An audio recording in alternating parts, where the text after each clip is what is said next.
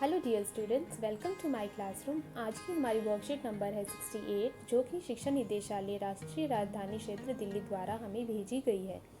तो जैसे आप हमेशा वर्कशीट शुरू करने से पहले करते हैं, आप लिखेंगे वर्कशीट नंबर, डेट, अपनी क्लास, अपना नाम और अपनी क्लास टीचर का नाम। ये वर्कशीट 6, 7, 8 तीनों क्लास के स्टूडेंट्स के लिए है और इंग्लिश हिंदी दोनों में है। तो मैंने इंग्लिश के लैंग्वेज में भी ये वीडियो अपलोड कर दी है, आप देख सकते हैं। चलिए अब हम शुरू करते हैं अपनी वर्कशीट। हमारे देश में प्रधानमंत्री सबसे महत्वपूर्ण राजनीतिक संस्था है। प्रधानमंत्री का चुनाव प्रत्यक्ष नहीं होता। लोकसभा में बहुमत दल गठबंधन के नेता को राष्ट्रपति प्रधानमंत्री नियुक्त करता है। यद्यपि प्रधानमंत्री संसद के किसी भी सदन का सदस्य हो सकता है। तो जैसे आपकी फैमिली में जो आपके फैमिली के हेड हैं वो आपके पापा होते हैं या फिर आपके दादाजी होते हैं, उसी तरह हमारे देश के जो मुखिया हैं वो कौन है? प्रधानमंत्री।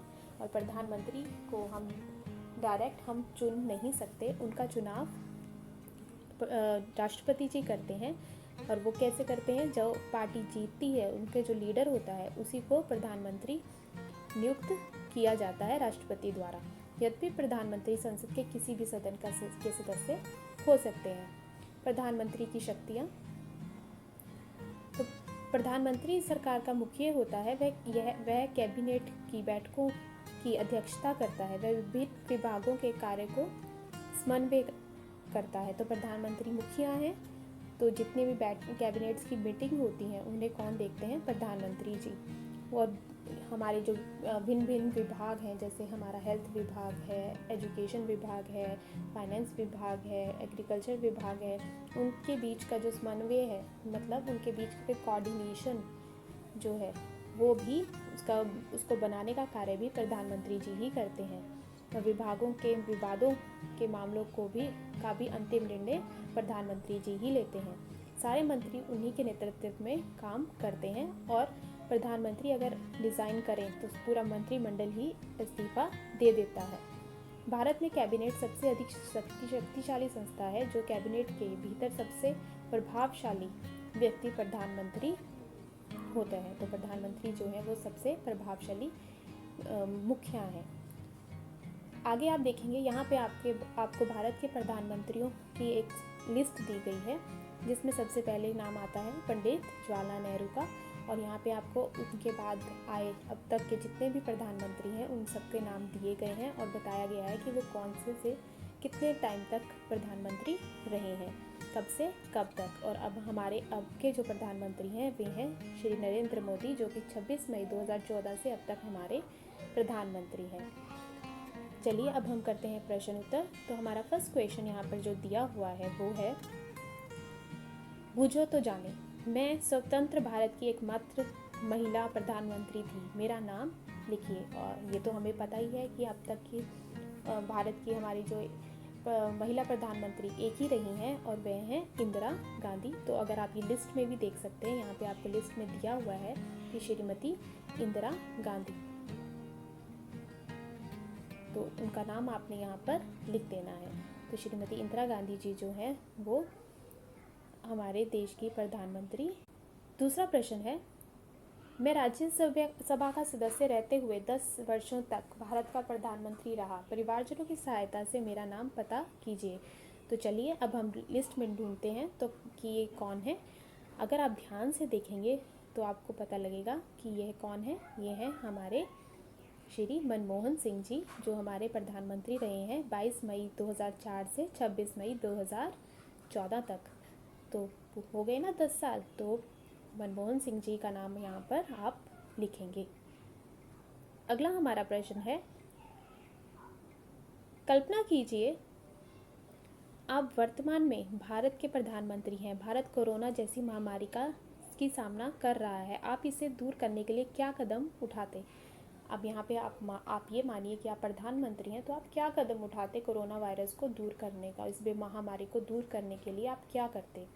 तो आप यहाँ पे वो लिखें कि लोगों का अधिक से अधिक परीक्षण करवाते, निःशुल्क परीक्षण सुविधाएं देती। परीक्षण का मतलब होता है टेस्टिंग। आपको पता है ना कि ये कोरोना को जांचने के लिए टेस्ट किया जाता है कि कोरोना है या नहीं है, तो वो टेस्टिंग निःशुल्क होनी चाहिए, करवाती। और मुफ्त भोजन और चिकित्सा की सुविधाएं लोगों तक पहुंचाती। विभिन्न क्षेत्रों के लिए राहत पैकेज, जैसे कि किसान है, औद्योगिक क्षेत्र है, इन सब के लिए राहत के पैकेज जो हैं वो मैं देती। और जागरूकता अभियान चलाती कि हमें सोशल डिस्टेंसिंग रखनी चाहिए ताकि जो कोरोना है वो ना फैले। तो ये, इसके अलावा आप यहाँ पे और भी बहुत कुछ अपनी तरफ से लिख सकते हैं, जो भी आप यहाँ पर लिखना चाहते हैं कि आप कोरोना कैसे दूर करते हैं। अगला हमारा प्रश्न है, अपने प्रिय प्रधानमंत्री के संदर्भ में अपने परिवारजनों से कुछ अन्य जानकारी एकत्र कीजिए एवं उस पर एक लेख लिखिए। तो आपने यहाँ पर जो आपके प्रिय प्रधानमंत्री हैं उनके बारे में एक लेख लिखना है। जैसे मैंने लिखा है, मेरे प्रिय प्रधानमंत्री हैं श्री नरेंद्र मोदी। तो देखिए,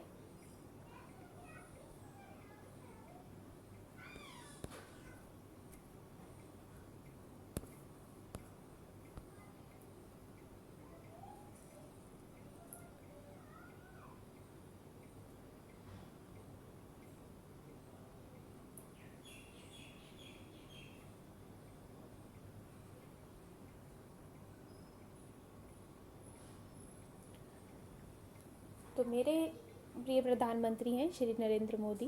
नरेंद्र मोदी हमारे भारत के प्रधानमंत्री हैं और उनका पूरा नाम है नरेंद्र दामोदर मोदी है। उनका जन्म 1950 में गुजरात के वडनगर में हुआ था। वे शाकाहारी हैं और रोज़ योगा करते हैं।